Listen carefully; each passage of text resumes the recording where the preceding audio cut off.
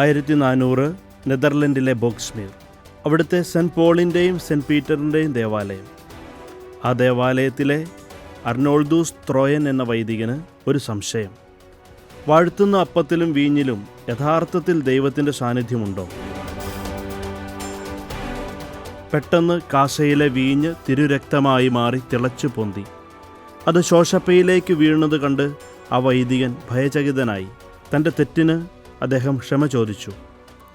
ശോഷപ്പയിലേക്ക് വീണ് കട്ട പിടിച്ച തിരുരക്തം ഇന്നും നമുക്ക് കാണുവാൻ സാധിക്കും.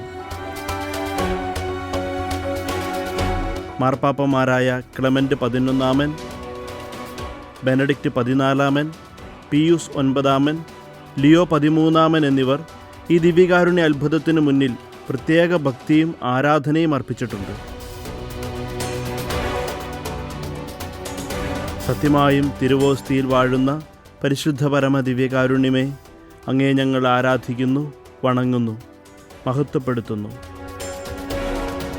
പരിശുദ്ധ പരമ ദിവ്യകാരുണ്യമേ, ജീവൻ്റെ അപ്പമായി തിരുവോസ്തിയിൽ അങ്ങേ ദർശിക്കുവാൻ ഞങ്ങളുടെ വിശ്വാസത്തിൻ്റെ നയനങ്ങൾ തുറക്കണമേ.